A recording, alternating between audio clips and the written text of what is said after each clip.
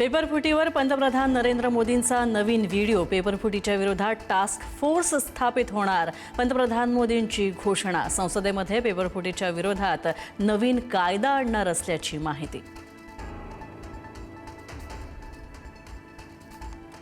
भाजपच्या विरोधात भारताचा संघर्ष सुरू झालाय, ज्यात देशभक्तांचा विजय.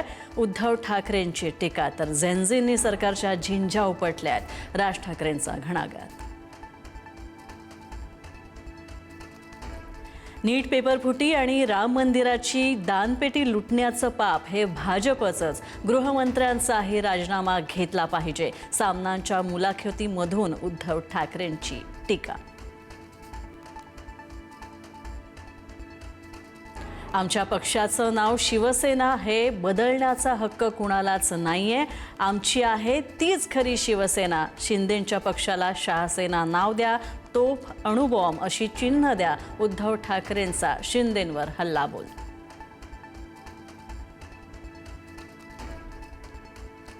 जंतर मंतरवर मुलींचे कपडे फाडण्यात आले, त्यांना मारहाण करण्यात आली. तरुणांना सुद्धा खिळे असलेल्या काठ्यांनी मारहाण झाली. हे व्हिडिओ पाहायला वेळ नाही असं सुप्रीम कोर्ट म्हणतंय. म्हणजेच सुप्रीम कोर्ट धृतराष्ट्र झालंय का? उद्धव ठाकरेंचा सवाल.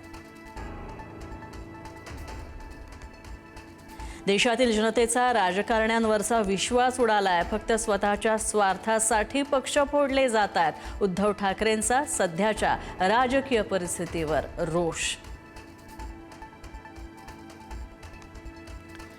अमित शहांना मोदींना बदनाम करून पदावरून हटवून पंतप्रधान व्हायचंय. संजय राऊतांचा खळबळजनक दावा. तर जंतर मंतरवर पोलिसांनी मुलींना मारहाण केली, त्याला अमित शहाच जबाबदार आहेत. राऊतांची टीका. मी मुंबईत आहे, महाराष्ट्रातच राहणार. दिल्लीत मंत्रिपदाच्या चर्चांना फडणवीसांकडून फुल स्टॉप. अराजकीय आंदोलनाला राजकीय वळण देण्याचा प्रयत्न केला गेलाय. मोदींच्या निवासस्थानाबाहेर आंदोलन करणं हे अत्यंत चुकीचं. काँग्रेसच्या आंदोलनावरून एकनाथ शिंदेंचं वक्तव्य. विरोधी पक्षनेत्याने अशा प्रकारचं कृत्य करणं हे निंदनीय. उपमुख्यमंत्री शिंदेंची टीका.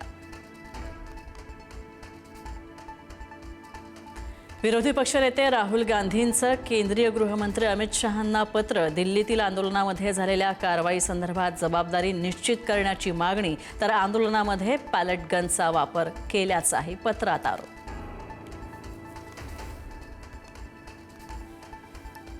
जंतर मंतरवर प्रत्येकानं इगो बाजूला सोडून आंदोलन केलं. सत्ताधाऱ्यांचा माज झेंझींनी उतरवला. विद्यार्थ्यांवर क्रूर लाठीचार्ज केला गेल्याने आंदोलन पेटलं. रोहित पवारांचा विद्यार्थ्यांशी संवाद.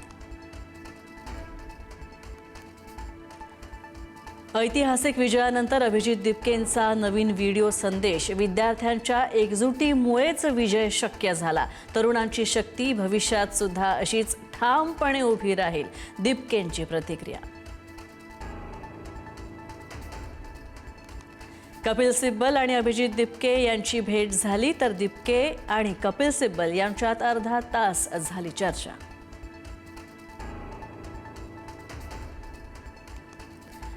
MPSCच्या औषध निरीक्षक भरतीवर पेपरफुटीचा संशय. 22 मार्चला झालेल्या परीक्षेतला प्रश्न हा 20 मार्चलाच व्हॉट्सअपवर व्हायरल झाल्याचा दावा. तर महाराष्ट्र लोकसेवा आयोगानं पेपरफुटीचे आरोप फेटाळले.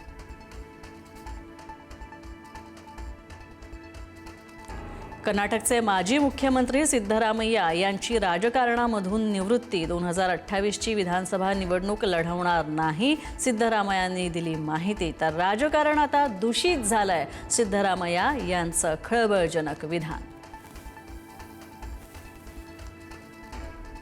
शहापूरच्या डोळखाममध्ये ढगफुटी सदृश्य मुसळधार पाऊस. चौंडे धबधब्यावर पर्यटक अडकले पुराच्या पाण्यामध्ये.